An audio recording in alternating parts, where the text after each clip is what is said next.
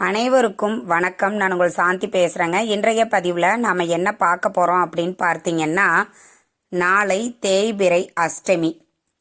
பைரவருக்கு இந்த ஒரு தீபம் ஏற்றி வழிபட்டால் போதும் 7 தலைமுறையில் செய்த பாவங்கள் நீங்கும் அப்படின்னு சொல்லியிருக்கேன் இல்லைங்களா? என்ன தீபம் ஏற்றணும், பைரவரை நாம எப்படி வழிபாடு செய்யணும், பைரவரை ஏன் வழிபாடு செய்யணும், செய்தால் என்னென்ன நன்மைகள் நடக்கும் அப்படிங்கிறத பற்றி தான் நாம் இந்த பதிவில் தெளிவாக பார்க்க போகிறோம். இப்போ பார்த்தீங்கன்னா நம்மளுக்கு இந்த அஷ்டமி திதி எப்போ ஆரம்பிக்குது அப்படின்றத முதல்ல நம்ம பார்த்துடலாம். அஷ்டமி திதி அப்படிங்கிறது செவ்வாய்க்கிழமை மாலை 6:50க்கு நம்மளுக்கு ஆரம்பிக்கிறது. அஷ்டமி திதி எப்போ நிறைவடைகிறது அப்படின்னு பார்த்தீங்கன்னா, நாளை மாலை 5:55 நம்மளுக்கு இந்த அஷ்டமி திதி அப்படிங்கிறது நிறைவடைகிறது. ஆக நாம் இன்றைய நாளும் நீங்கள் அஷ்டமி வழிபாடு செய்யலாம். நாளை 5:55 வரைக்கும் நீங்கள் இந்த அஷ்டமி வழிபாடு செய்யலாம். நேரத்தையும் நாட்களையும் நீங்களே தேர்வு செய்து கொள்ளுங்கள். நம்மளுக்கு தேவை அஷ்டமி திதி இருக்கக்கூடிய நேரத்தில் நாம் பைரவரை வழிபாடு செய்வது. முதல்ல நம்ம பைரவரை வழிபாடு செஞ்சால் என்னென்னலாம் நன்மை நடக்கும் அப்படிங்கிறத பார்த்துருவோம். இப்போ எல்லாம் பலன் கிடைக்காம எதையும் நம்ம செய்யறது இல்லைங்களா? அதனால தான் நான் சொல்கிறேன். இப்போ பார்த்தீங்கன்னா பைரவரை நாம் வழிபாடு செய்யும் பொழுது, பைரவர் யாரு? சிவனினுடைய இன்னொரு அவதாரம் தான் கால பைரவர். நம்மளுக்கு கால பைரவரினுடைய படம் வீட்டில் வச்சிருக்க மாட்டோம். ஆனால் இப்பெல்லாம் நிறைய வீடுகளில் சொர்ண ஆகர்ஷண பைரவருடைய படத்தை வீட்டில் வச்சிருக்காங்க. உங்கள் வீட்லையும் நீங்கள் வாங்கி வைத்து வழிபாடு செய்யலாம். இல்லையா, உங்கள் வீட்டிற்கு அருகில் இருக்கக்கூடிய சிவ ஆலயங்களில் கட்டாயம் பைரவரினுடைய சந்நிதி இருக்கும். அங்கு சென்றும் நீங்கள் இந்த வழிபாட்டை தாராளமாக செய்யலாம். பைரவரை நாம வழிபாடு செய்யும் பொழுது நம்ம கிட்ட இருக்கக்கூடிய பிரச்சனைகள் அனைத்தும் நீங்கும், தீராத நோய்கள் தீரும், எதிரி தொல்லைகள் நீங்கும். நீங்க என்னைக்கு அஷ்டமி திதியில பைரவரை நீங்க வழிபாடு செய்ய ஆரம்பிச்சிட்டீங்களோ அன்னையில இருந்தே உங்களுக்கு கண்ணுக்கு தெரியாமல் இருக்கக்கூடிய எதிரிகள் அனைத்தையும் துரத்தி அடித்து விடுவார் பைரவர். அதே மாதிரி பார்த்தீங்க அப்படின்னா, அஷ்டமி வழிபாடு செய்பவர்கள் வாழ்க்கையில கஷ்டங்கள் குறைந்து பணவரவு அதிகரிக்கும், பாவங்கள் அனைத்தும் நீங்கும். நம்முடைய பாவங்கள் தீர தொடங்கி விட்டது அப்படின்னாலே நம்ம வாழ்க்கையில முன்னேற ஆரம்பிச்சிருவோம். செல்வ செழிப்பான ஒரு வாழ்க்கை அப்படிங்கிறது நம்மளுக்கு அமைந்து விடும். அதே மாதிரி பார்த்தீங்கன்னா, சனி பகவானால் ஏற்படக்கூடிய தொல்லைகள் நீங்கும்.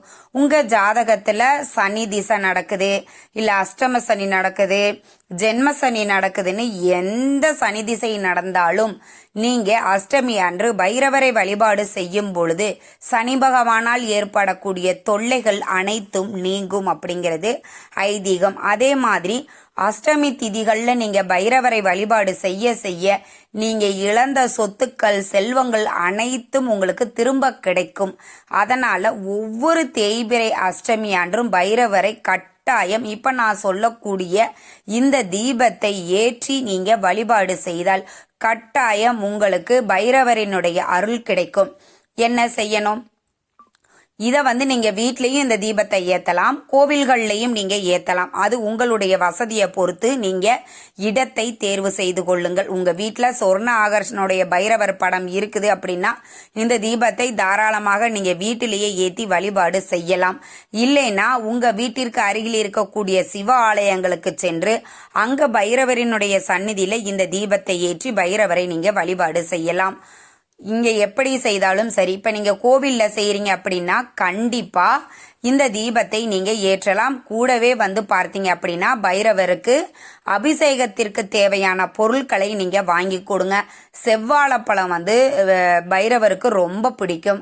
அதனால செவ்வாழைப்பழம், தேங்காய் பழம் கொண்டு போய் நீங்க அர்ச்சனை செய்றீங்க அப்படின்னா செவ்வாழைப்பழமா கொண்டு போய் நீங்க நெய்வேத்தியமாக வச்சு அர்ச்சனை செய்து நீங்க வழிபாடு செஞ்சுட்டு வர்றது மிக மிக அற்புதமான பலன்கள் கிடைக்கும். அதே மாதிரி பைரவருக்கும் வடமாலை சாத்தலாம்.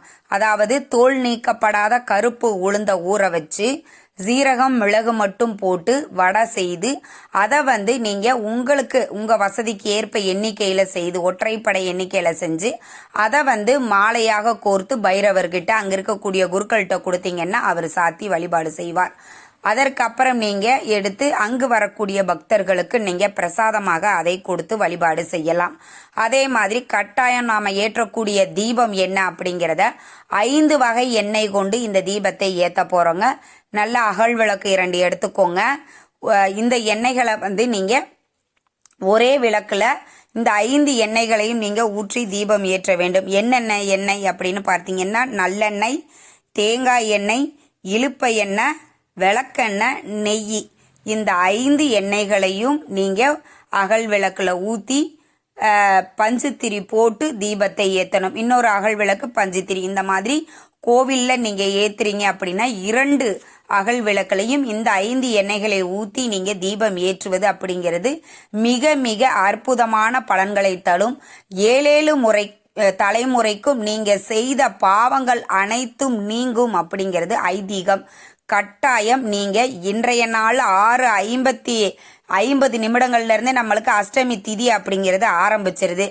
நீங்கள் இன்றைய தினம் 7 மணிக்கு மேலே நீங்கள் இந்த தீபத்தை ஏற்றி வழிபாடு செய்யலாம்.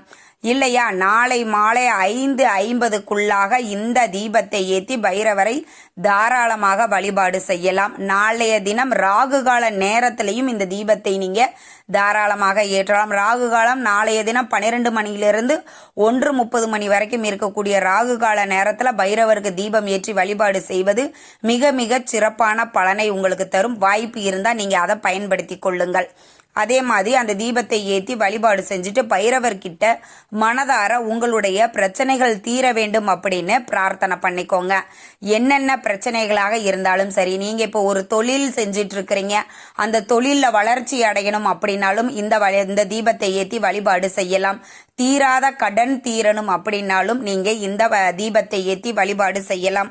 அதே மாதிரி பார்த்தீங்க அப்படின்னா பண வரவு அதிகரிப்பதற்கும் சனிதோஷத்தினால் ஏற்படக்கூடிய தொல்லைகள் நீங்குவதற்கும் இந்த தீபத்தை ஏற்றி நீங்கள் பைரவரை இன்றைய தினத்திலிருந்து நாளை மாலை வரைக்குமே நீங்கள் வழிபாடு செய்யலாம். மிக மிக அற்புதமான பலன்கள் உங்களுக்கு கிடைக்கும்.